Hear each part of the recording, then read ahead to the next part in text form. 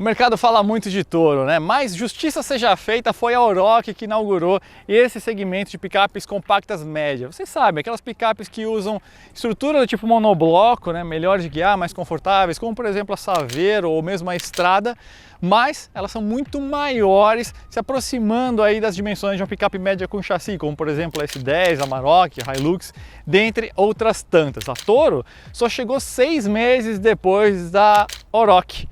Só que ela riu por último.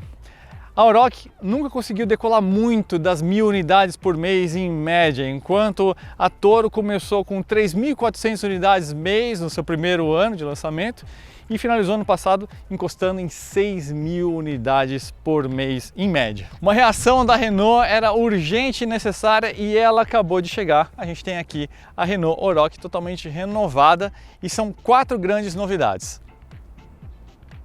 E a maior delas está aqui embaixo do capô.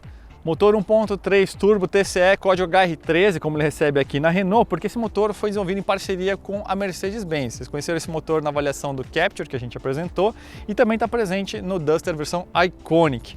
Sempre casado esse motor aqui de 170 cavalos e 27,5 GFM de torque com câmbio CVT de 8 marchas simuladas.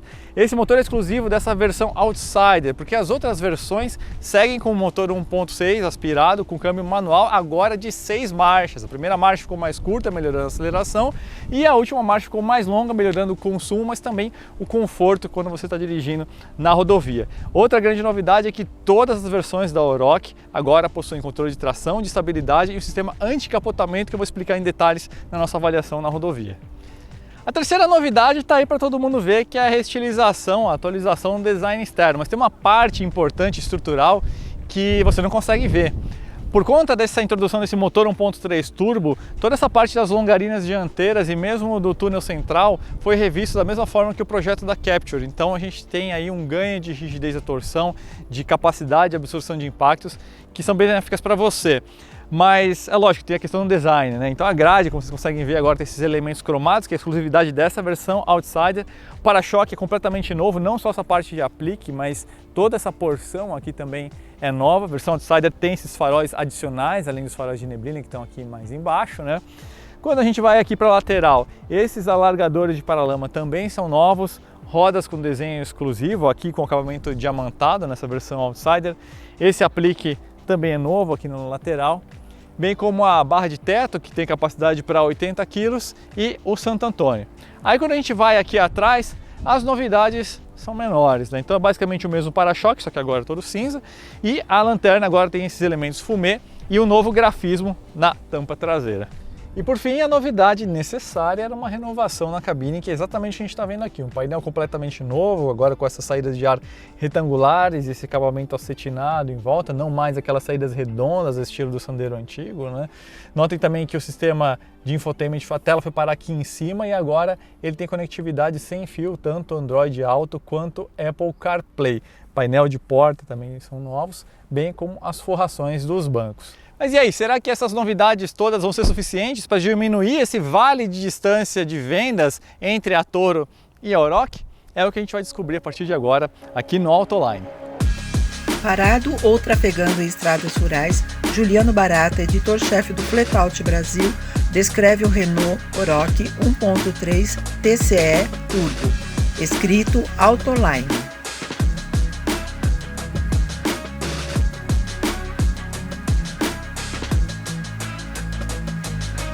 Vamos começar logo de cara entendendo os detalhes dessa joia aqui, que é a grande notícia, a grande novidade da Oroch, esse motor 1.3 turbo TCE, que foi desenvolvido, como a gente falou, em parceria da Mercedes-Benz, com uma aliança formada entre a Renault Nissan e também a Mitsubishi. Na Mercedes, esse motor recebe o código M282 e tem pouquíssimas diferenças, como por exemplo, lá tem uma tecnologia de desativação temporária de cilindros, que ajuda no consumo, e é um mapa somente a gasolina, mercado europeu, né?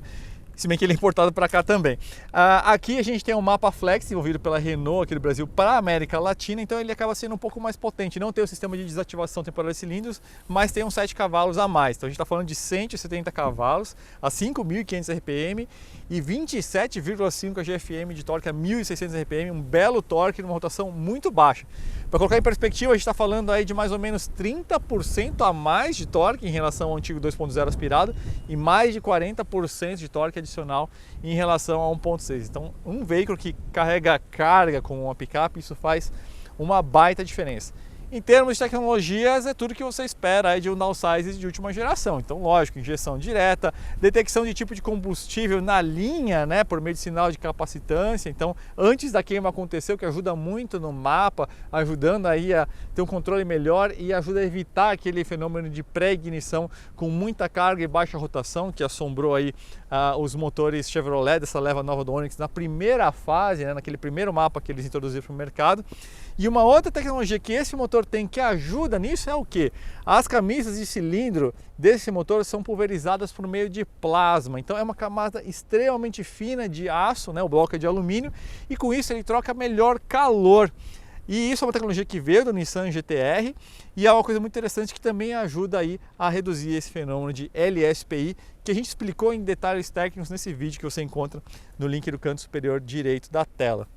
Câmbio aqui é o CVT Xtronic, 8 marchas emuladas. A gente vai ver aí daqui a pouquinho como que ele funciona, mas a gente já teve uma prévia aí, né, quando a gente fez o teste da Capture, então tem aí bons pressentimentos em relação ao funcionamento desse conjunto de motor e câmbio. Vamos lá então para preços e versões da Oroch. Os valores exatos vocês estão vendo na área de comentários aí que eu deixei em destaque, bem ali na parte onde eu coloco o link para você fazer a simulação de financiamento, justamente porque no momento da gravação desse vídeo a Renault não tinha liberado os preços ainda. Mas a gente sabe que esse veículo, para ser competitivo, ele realmente precisa de um valor mais agressivo do que da Toro. Não só por uma questão de volume de vendas, mas também por oferta de equipamentos. A Renault fez uma divisão bem clara aqui, são só 3 versões, 2 mais voltadas para o uso profissional e aí uma mais aspiracional, que essa daqui é Outsider. Então vamos lá. A nova versão de entrada chama Pro. E ela é bem simples, né? Então, basicamente só controle de tração, estabilidade, sistema de capotamento e partida em rampas, né? Assistente de partida em rampas. O ar-condicionado e os vidros são manuais, então a gente tem manivela nesse veículo e o para-choque dianteiro é preto. A gente estima que esse veículo vai estar aí na casa de uns 100 mil. A Intense seria aí, vamos dizer assim, mais trabalho, mas também com uso misto. Então ela introduz alguns itens como roda de liga aro 16, sistema de infotainment com tela de 8 polegadas EasyLink, que é o mesmo que está aqui na Outsider, vidros e espelhos elétricos, sensor de ré, faróis de neblina, barras de teto e para-choques na cor da carroceria, no caso, para-choque dianteiro, né? Então esse aí a gente estima que vai estar aí mais ou menos na casa de 105 a 110 mil.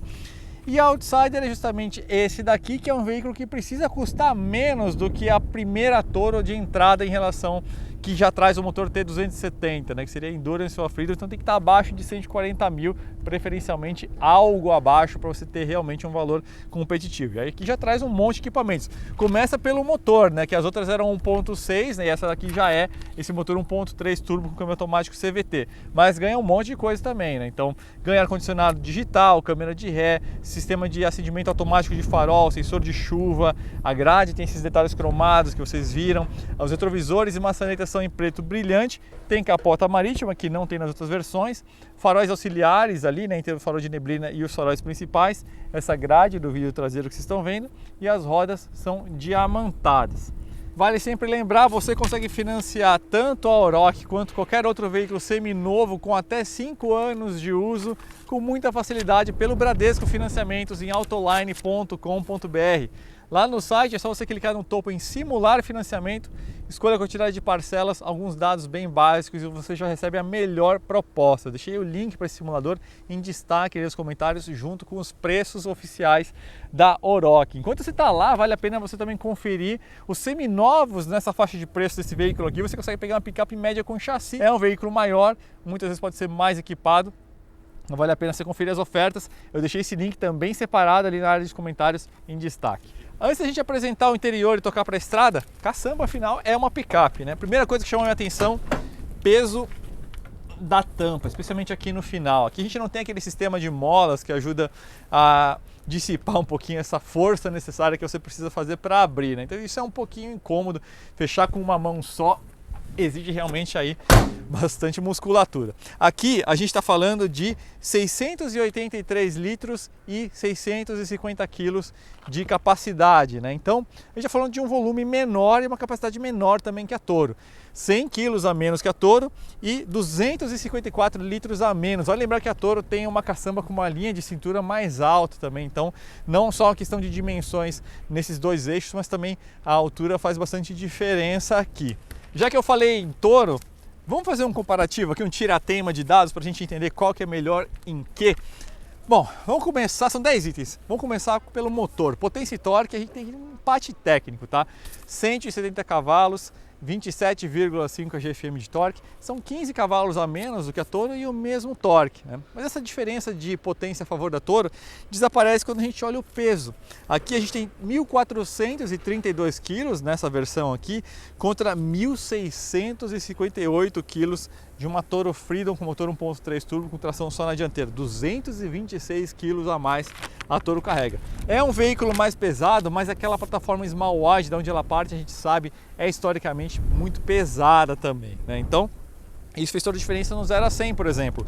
0 a 100 aqui é 9,8 segundos, que é quase um segundo mais rápido, 0,9, 9 décimos mais rápido do que o 0 a 100 da Toro. E também faz diferença no consumo. Então, consumo misto, né, urbano e rodoviário dividido por 2 aqui. Com gasolina, a gente está falando de 10,75 km por litro e a Toro 10,1.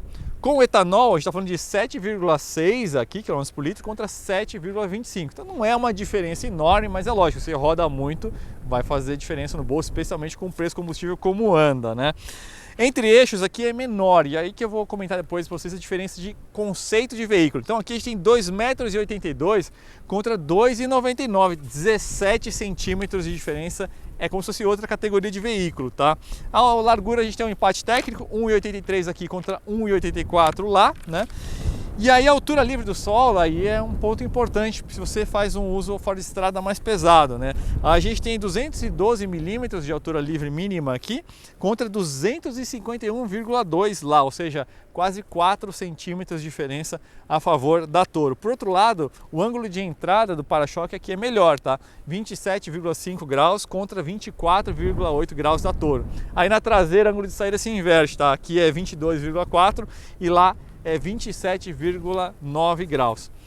A diferença de conceito de veículo que eu estava falando é o seguinte: a Toro ela é mais pretensiosa em proporções, ela se aproxima muito da proporção de uma picape média em alguns quesitos.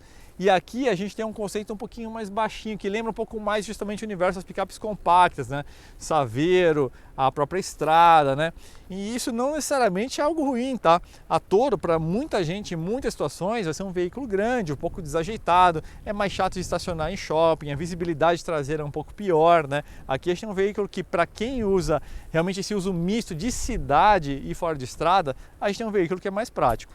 Aqui dentro a Oroch precisava urgentemente uma repaginada, né? Aquela cara de Sandero numa picape já deu o que tinha que dar, né? 6 anos de história, fica muito bem no passado agora. Então, aqui a gente tem um painel completamente novo que lembra muito, né, o do próprio Duster. Tem algumas diferenças de design em um ou outro elemento, mas a linguagem, a ideia é exatamente a mesma, né? Uma linguagem mais horizontal, reforçada por essas saídas de ar mais achatadinhas, com esse acabamento acetinado em prata.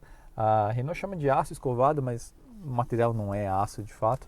A gente tem esse friso laranja que dá um toque de sofisticação. E os plásticos, embora sejam rígidos, dá para ver que teve um capricho aqui na seleção das texturas. Tem várias texturas diferentes aqui, de grão, né? E umas texturas um pouco mais técnicas, como essa quadriculada aqui embaixo do friso. Então é uma percepção de luxo completamente diferente. O volante também ajuda, o cluster, né, o quadro de instrumentos, que é similar ao da Capture.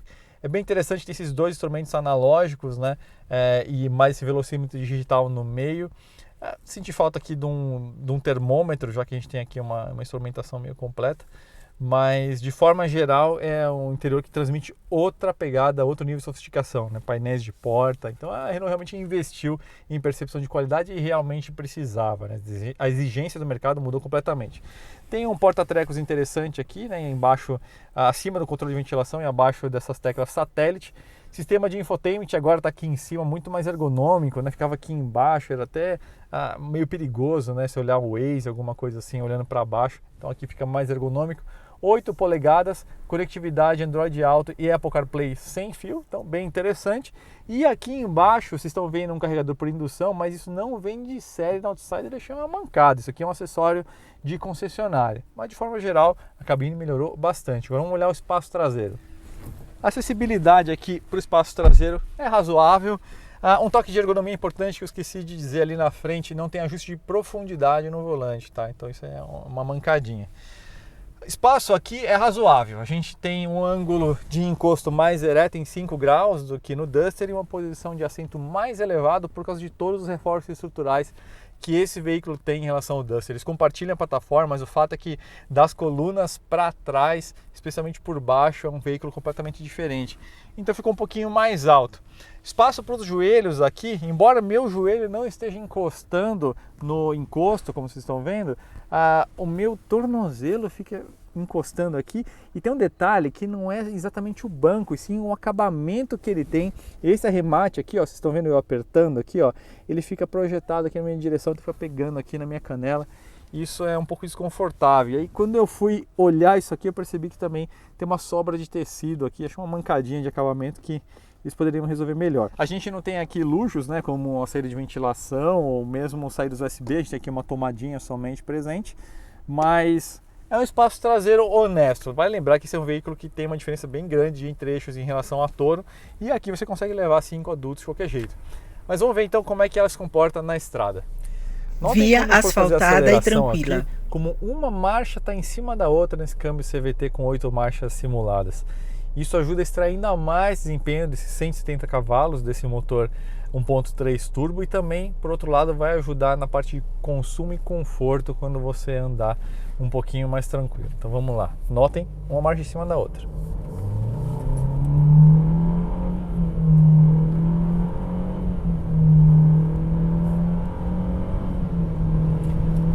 Então a gente não chegou nem a 100 km por hora e as trocas de marchas foram todas uma em cima da outra. A gente fez aí pelo menos 3 trocas de marcha. Então isso é só um indicativo de como a Renault trabalhou aqui nesse câmbio para realmente extrair o máximo de desempenho. E quando a gente fala de desempenho, não estou falando necessariamente de esportividade, está falando de uma situação que o veículo está carregado e você precisa fazer uma ultrapassagem numa faixa simples, ou mesmo numa subida de montanha, de serra. Então, para tudo isso, performance é muito importante, não só a esportividade, né? O isolamento acústico desse carro é bom, mas por outro lado tem algo que incomoda um pouquinho, que é o som de vento, tá? Então é mais ou menos aqui, não sei se na base da coluna ou nos espelhos, mesmo na rodovia 120, quando a gente estava vindo para cá, para essa locação, isso estava bem presente, mas mesmo agora aqui eu escuto com muita clareza, né? E isso explica talvez porque o Duster, nessa mudança de fase, teve a base da coluna A deslocada mais para frente. A coluna A é essa que sustenta o para-brisa. Aí ele ficou mais horizontal para diminuir essa questão de ruído, né?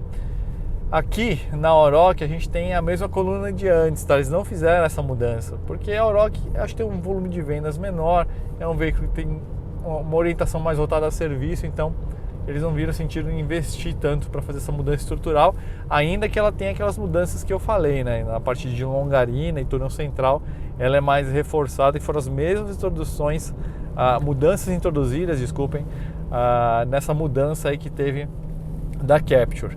Então olha só que interessante, eu praticamente não estou pisando no acelerador, está aqui seguindo a 2.500 RPM, mas torque sobra, e se precisar tem bastante. Aliás, em rotação mais alta também, intrusão de ruído um pouquinho, não demais, mas essa é uma característica muito positiva de você ter um motor torcudo, né, 1.3 turbo, em um veículo desses, com essa pegada mais utilitária, é justamente esse conforto de você usar pouca carga, usar pouco pedal, e ele mesmo assim desempenha bastante, né?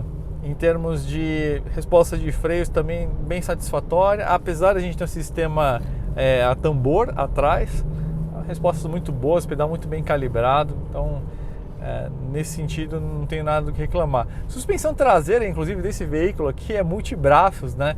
que é a mesma base de projeto que tinha no Duster 4x4, o que me faz pensar, e na época do lançamento da Oroch, que foi entre 2015 e 2016, se não me engano, falava-se ali meio que assim, nas entrelinhas de uma versão 4WD, até porque teve, né, a Duster 4WD.